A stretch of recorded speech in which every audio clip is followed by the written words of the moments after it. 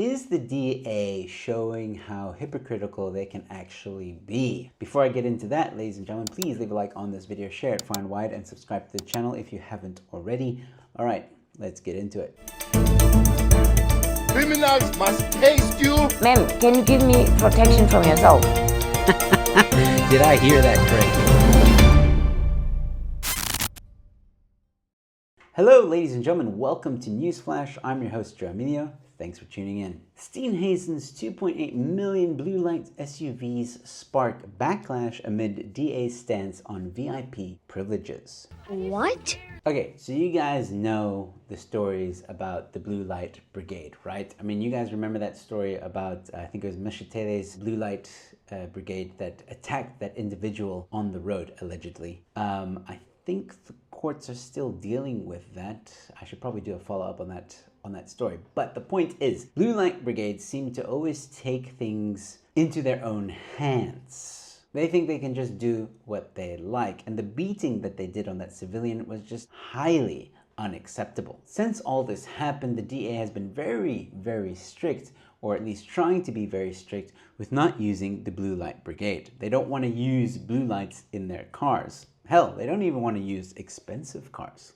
In November 2024, a video on social media showed Steenhuisen getting into a Toyota Corolla Cross after a national executive meeting in Limpopo. Questioned about his choice of vehicle by the videographer, Steenhuisen responded that his ride was a cost-saving mechanism. More money to be spent to citizens and not politicians, he added. But it's come out through a parliamentary question or hearing or whatever you call it that Steenhuisen still uses expensive vehicles. Steenhuisen revealed his blue light cavalcade in a recent written parliamentary response to questions from Action South Africa parliamentary leader Atal Trollip. Trollip had asked the agricultural minister to provide clarification on the modes of transport he utilized for executive duties. Steenhuisen said 3 cars were allocated to him in 2018, Audi Q7, a 2019 Toyota Prado, and a 2020 BMW X5. The combined purchase price of the 3 vehicles is 2.8 million rand, he said.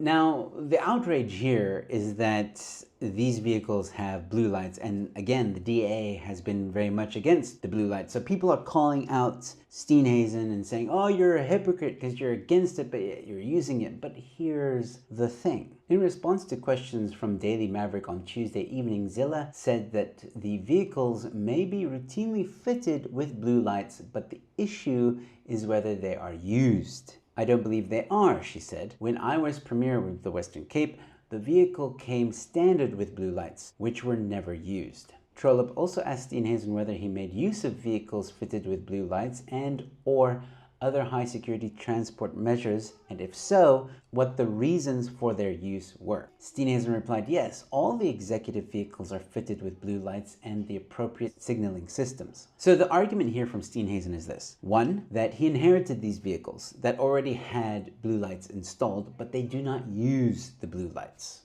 And the DA has also said this. Similarly, while all inherited vehicles are equipped with blue lights, DA ministers have made it clear that the blue lights in their official vehicles will not be used under any circumstances. The DA believes that no minister has the privilege to travel by means of blue light convoys, which disrupt traffic and grant ministers the unwarranted luxury to not plan their travel and appointments wisely. So some of you might be wondering, a solution might be to remove the blue lights from the car, right? Well, here's what Pieter Groeneveld had to say. Correctional Services Minister and Freedom Front Plus leader Pieter Groeneveld, however, told Daily Maverick that it was perfectly straightforward to request blue lights to be taken off ministerial vehicles. I don't want one blue light. My cars have no blue lights, said Groeneveld. Yeah, so why doesn't the DA just remove the blue lights? It's a very good question. I don't know. And the article fails to mention why the DA doesn't do that, and also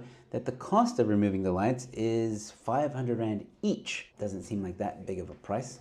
I guess at the end of the day, it depends on how many blue lights there are in a vehicle. So is the DA being hypocritical? Yes and no. I mean, if you can remove the blue lights, then just remove the blue lights. But also, why is this such a big deal? Like, again, this just feels like people are trying to pick on the DA and just find something to smear them with. So what if they ride blue lights and they're against blue lights? They're probably working in Parliament to change the act or change the policies or what have you. And we've seen John Steenhuisen ride in a normal car. If we see more of that, great. If we don't, well, is what it is, really. I don't think it's right that the ministers of South Africa basically abuse taxpayer money for all these luxuries. Luxuries which they don't really need, considering they get such an inflated salary. But let me know what you think about this in the comments section.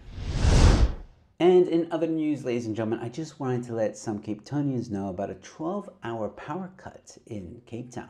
A 12-hour power outage to affect these Cape Town areas. Now what's happening here is just routine infrastructure maintenance and upgrades. Residents in Observatory, Salt River, and parts of Woodstock can expect a 12-hour power outage as the City of Cape Town's Electricity Generation and Distribution Department conducts critical infrastructure upgrades. The work is scheduled to take place overnight from 8 p.m. on Friday the 24th of January to 8 a.m. on Saturday the 25th of January. However, if adverse weather conditions arise, the project will be postponed until Friday 7th of February during the same hours. And that's it. That's all I wanted to let you guys know about, that there's a power outage, 12-hour power outage in parts of Cape Town. But with all that being said, ladies and gentlemen, please let me know what you think about all this in the comment section below. And while you're down there, leave a like on this video, share it far and wide, and subscribe to the channel if you haven't already. I've got more content coming your way. Thanks for watching. Your newsflash is in. Winner picks movie. Ooh. Close to start. Boop. Ooh. Ah. That side's heavy. Ooh. Doing a chicken move. Oh, come on. How about a little of that? Oh, that was good. Oh, I'm scared. Wow. Keep leaning in here. There What? we go. Get out of here. This is like crazy. Oh, you're going.